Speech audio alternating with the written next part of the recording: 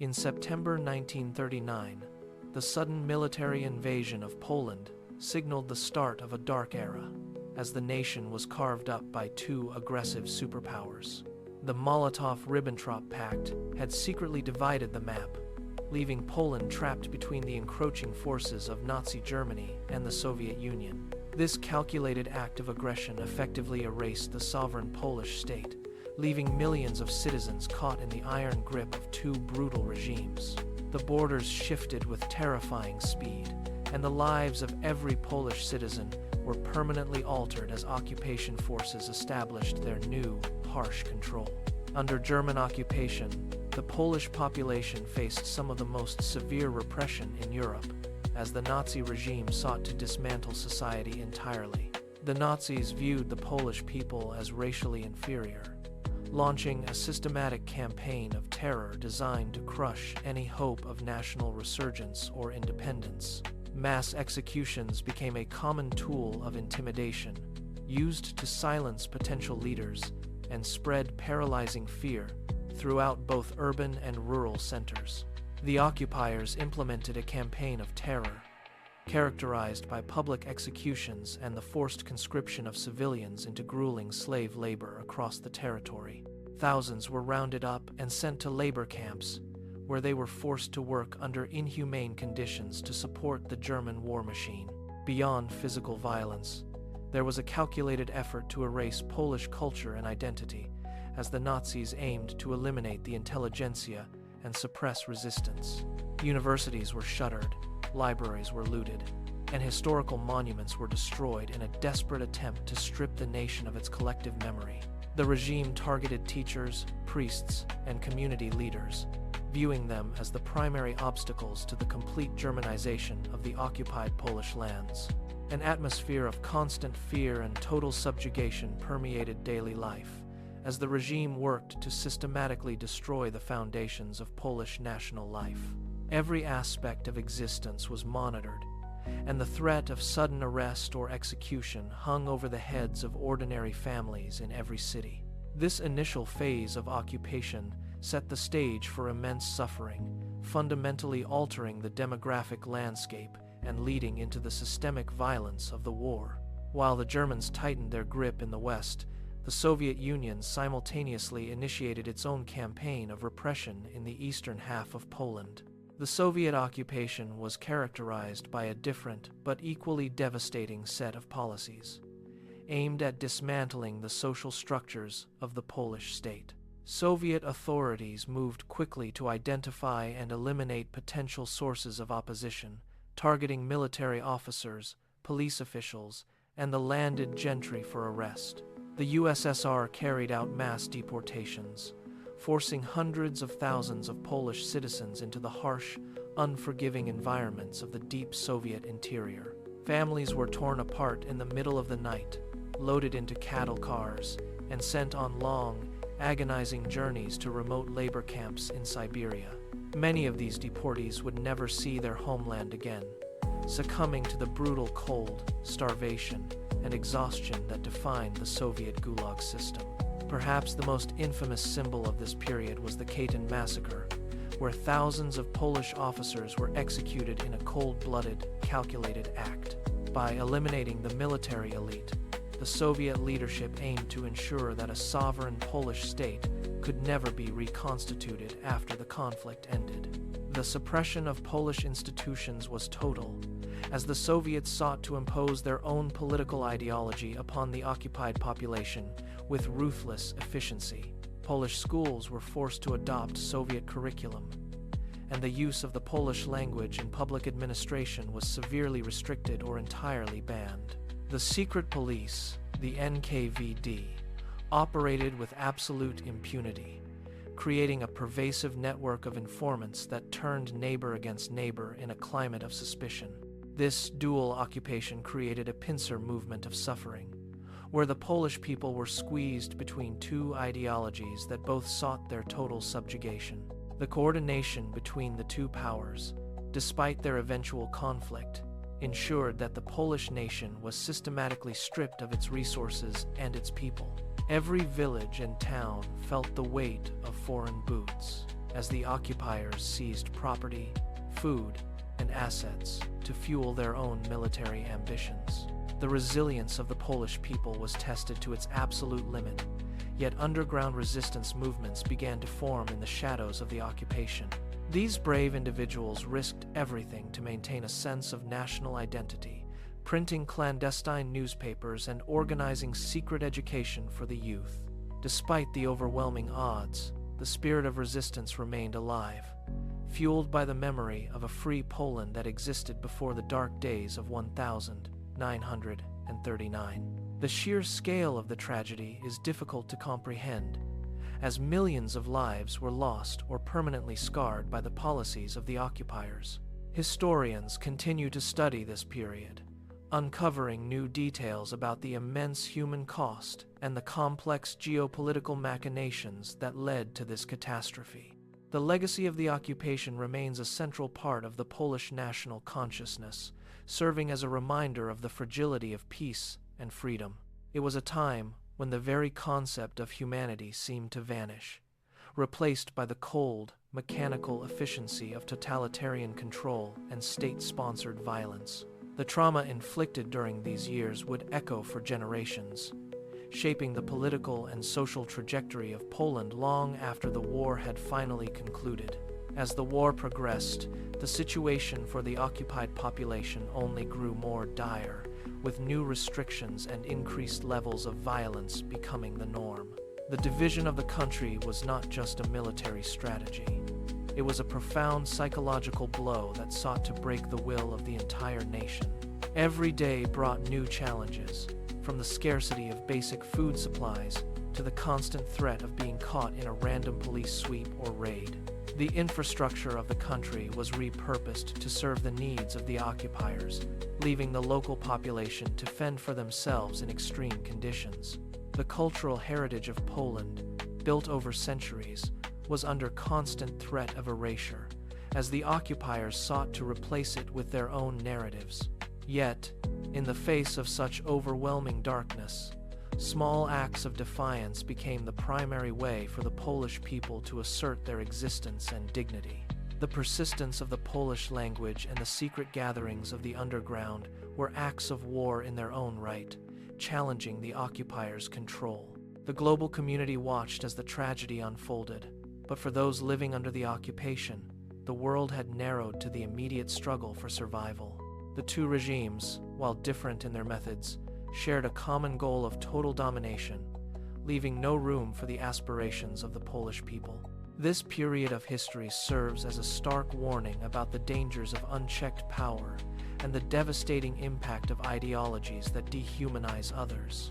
The suffering of the Polish people during this time was not an isolated event, but a part of a larger, global conflict that reshaped the entire world. By examining the specific actions of the German and Soviet occupiers, we gain a clearer understanding of the mechanisms of totalitarianism and its human cost. The stories of the survivors, often kept hidden for decades, provide a vital link to the past, ensuring that the victims are not forgotten by history. Each life lost was a tragedy, a story cut short by the brutal realities of a war that did not distinguish between combatants and innocent civilians.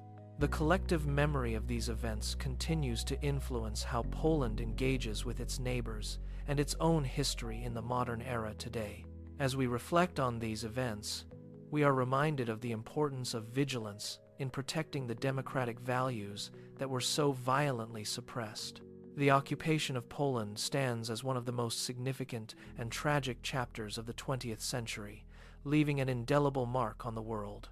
It was a crucible of suffering that tested the endurance of a nation and the moral resolve of the international community during a time of crisis.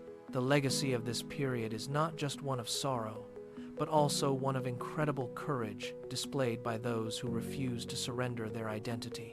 We must continue to tell these stories, ensuring that the lessons learned from the occupation are passed down to future generations of citizens everywhere. The resilience shown by the Polish people remains a testament to the enduring power of the human spirit when faced with the darkest of circumstances. In the end, the occupation failed to destroy the Polish nation, as the desire for freedom proved stronger than the mechanisms of terror and control. This period of history remains a vital study in the resilience of a people and the enduring importance of historical truth in a changing world. While Germany tightened its grip in the West, the Soviet Union simultaneously imposed a brutal regime across the eastern territories of Poland. Soviet authorities immediately launched a strategy of political suppression and social engineering designed to solidify their control over the newly occupied lands. The occupation began with widespread deportations, as thousands of Polish citizens were forcibly relocated to the most remote and inhospitable regions of the USSR. These mass deportations aimed to break the social fabric of the nation, scattering families and communities to prevent any organized local resistance. Simultaneously, the Soviets targeted the very heart of Polish leadership, systematically arresting and executing members of the military, police, and civil administration. The most infamous manifestation of this policy was the Katyn massacre, where thousands of Polish officers were murdered to decapitate the nation's leadership. This calculated violence was part of a broader effort to destroy all Polish institutions, effectively eradicating the country's national spirit and historical identity. In place of these institutions, the Soviet regime sought to impose their own ideological structures, forcing a new, alien political order upon the population. By systematically targeting the pillars of Polish society, the USSR ensured that the occupied population remained fractured, disoriented, and unable to organize effectively. The combined impact of these two distinct but equally devastating occupations left Poland in a state of total, unprecedented historical and social ruin. This period of dual occupation set the grim historical context for the long, painful struggle for national survival that would define the remainder of the war. Ultimately, the partition served as a brutal lesson in the cost of geopolitical ambition, leaving the Polish people to navigate a landscape of systemic destruction. The German forces moved with cold precision, establishing checkpoints in every major city to control the movement of the terrified local population. Propaganda posters were plastered on every wall, declaring the new order and warning of the dire consequences for anyone who dared to defy the regime. In the countryside, farmers were forced to surrender their harvests, leading to widespread food shortages that left families struggling to survive the winter. The sound of heavy boots on cobblestone streets became a constant, haunting reminder of the loss of sovereignty that had occurred overnight. Secret police patrols roamed the neighborhoods, looking for any excuse to detain individuals who were suspected of harboring anti-Nazi sentiments. The systematic looting of museums and private homes stripped the nation of its artistic treasures, further demoralizing the population. Children were often pulled from their schools, as the educational system was overhauled to promote the ideology of the occupying forces. The psychological toll was immense, as parents tried to shield their children from the horrors occurring just outside their front doors. In the East, the Soviet NKVD established a network of informants, making it dangerous to speak freely even within the privacy of one's own home. The fear of the knock at the door in the middle of the night became a universal experience for those living under the Soviet administration. Public gatherings were strictly prohibited, and the authorities monitored all forms of communication to prevent the spread of unauthorized information. The forced labor camps in Siberia became a symbol of the ultimate fate for those who were deemed enemies of the Soviet state. Despite the danger, some individuals managed to escape the roundups, hiding in forests and rural areas to avoid being sent to the east. The underground resistance grew in strength and determination, despite the constant threat of discovery and the harsh penalties for being caught. Clandestine radio broadcasts provided a lifeline to the outside world, offering hope that the occupation would eventually come to an end. The bravery of the resistance fighters, who risked their lives to sabotage rail lines and supply depots, inspired many to keep fighting. Women played a crucial role in the resistance, acting as couriers and providing essential support to those hiding in the underground network.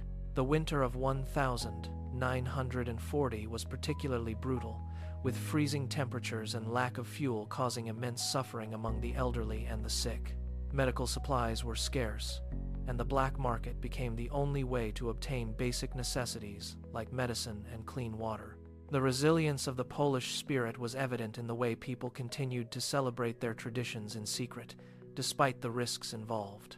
Religious services were held in hidden locations, providing a sense of comfort and community to those who had lost everything else. The sheer scale of the displacement was unprecedented, with millions of people forced to leave their homes and seek refuge elsewhere. Many refugees found themselves living in crowded, unsanitary conditions, vulnerable to disease and the constant threat of violence. The international community began to receive reports of the atrocities being committed, but the response was often slow and insufficient. The stories of those who managed to escape to the West helped to bring global attention to the plight of the Polish people. Yet, for those left behind, the struggle for survival continued, day after day, in an environment of total oppression.